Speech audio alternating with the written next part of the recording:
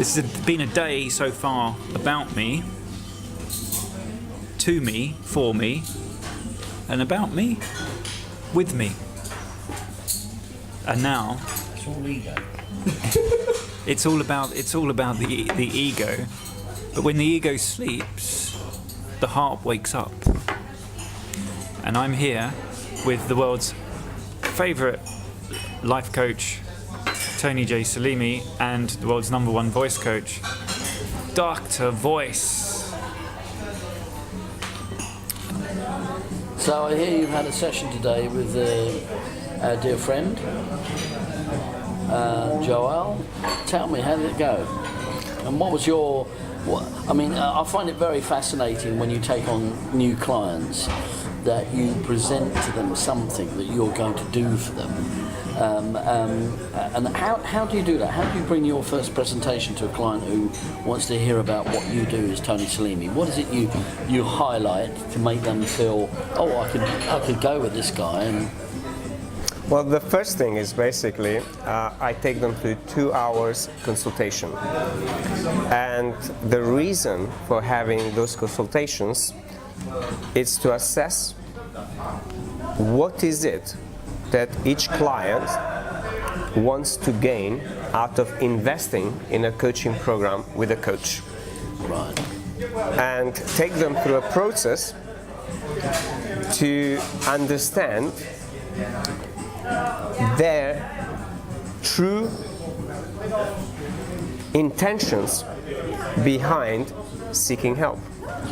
so there are many coaches. I mean, there's thousands of them all over the world now. They're like coming out of the woodwork. A lot of them do about a 6-month course and end up coaching, just like personal trainers do. They do about a three-day course and they say they're personal trainers, and so on and so forth. What is it that you do that stands out or is outstanding or that has something different than a normal life coach? I spent about 25 years of studying many different disciplines. On top of that, I worked in the corporate world 15 years, understanding human behavior. I then learned cognitive behavior therapy, then I learned hypnotherapy, then I learned engineering, then I learned life coaching, then I learned organizational behavior, then I ran multi-million-pound programs and projects. Then I worked quite a lot on myself with some of the top coaches, including Anthony Robbins, Dr. John DeMartini, Barbara Brennan, Martin Brofman, to help purify my own self. Do you think it's important that you have not therapy but you have coaching as well then? Do you think that's important? Absolutely. I believe every coach needs to have a coach, Right. and a mentor and a healer, and every person on this planet would benefit from working with somebody who's so clean that they can reflect from that person their greatness, but also the dark parts of themselves where they cannot see. Can I verify that a little bit? Because obviously it seems for some people this might look like a concept and an idea that you're pushing. Mm-hmm. When you talk about clean, is that when you say clean, meaning that you are what, clean energy or clean person? Clean what are you talking about? Right. I'm going to take as an example of this pure water. Now, when we have clean water, every person on the planet can drink from this glass. Yes? Now imagine I put some poison in here. Yeah. And because you are thirsty, I'm offering you liquid without being conscious that this liquid is poisonous to your body. Right. So what I mean by that, when we go through our own coaching, when we go through understanding how our mind works, when we understand the power of belief, when we go through clearing the limiting beliefs that prevents us from honoring our own true self and from living from that place of gratitude and heart, we can very easily project our own perceptions into other people.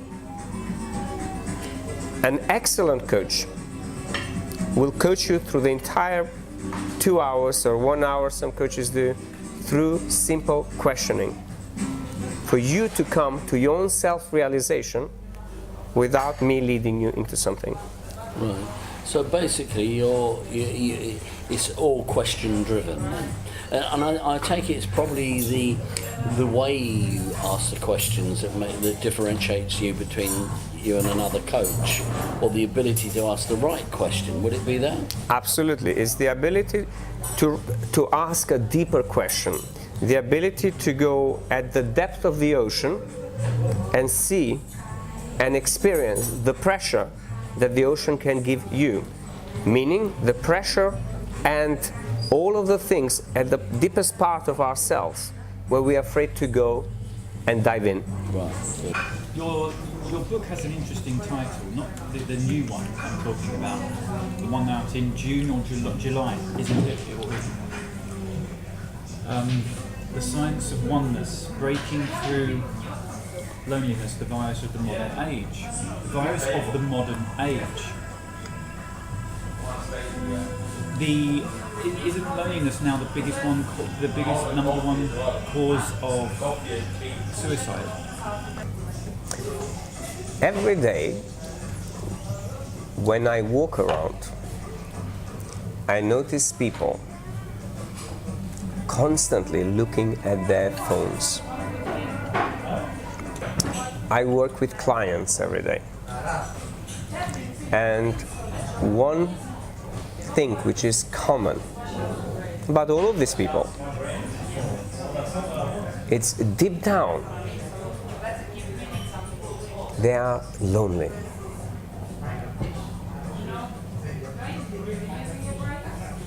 They go to work, they have great jobs, they are extremely successful. Some of them have most amazing cars, girlfriends, boyfriends, homes. But when we start talking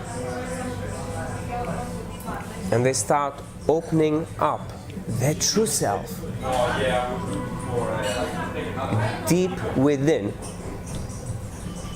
they are searching for something. They are thirsty. They are hungry. And they are looking for ways to quench that thirst and to fill that void and satisfy that hunger. The problem is, when you do not know what creates the thirst within yourself,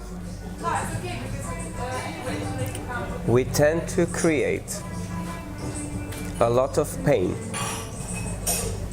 and experiences that bring these people to a lot of trouble. Some of the most amazing people that I have met,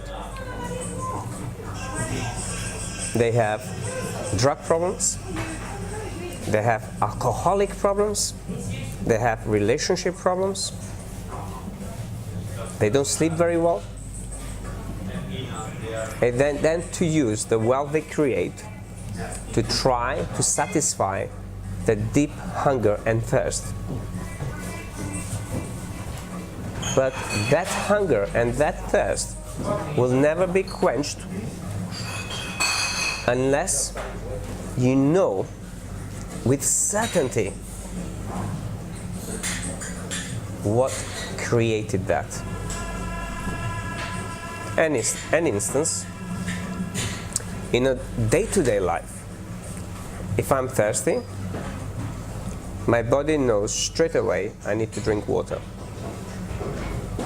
If I am hungry, my body tells me I need to eat food. When I go to work, if my company requires me to wear a suit and a tie and a certain attire for me to work with these people, I will put all of that on. But when it comes to our inner workings, most people don't spend the time nor the money required for you to get to know the connection of your body, mind, heart, and your spirit. For most people, there are so many hidden behaviors, patterns, beliefs, habits that were formed at a very young age. Today, as I was coaching a client, it took 2 hours to unveil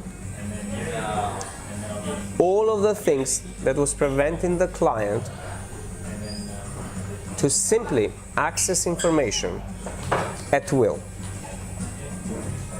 Meaning, when we have a head full of noise, we cannot go and pick up which voice will bring us the results to quench that thirst. Just like try to find a needle in a haystack. The quickest way in this example to find a needle in a haystack, most people will try to remove the haystack.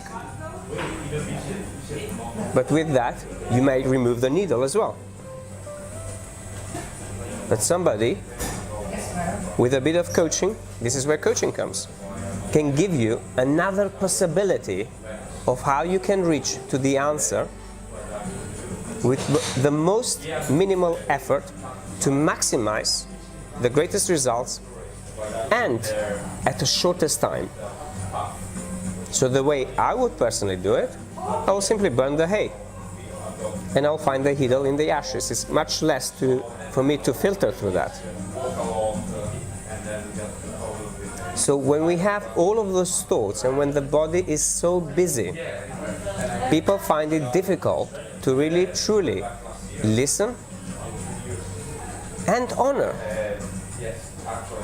their true intelligence within their body that knows exactly how to quench that thirst from within.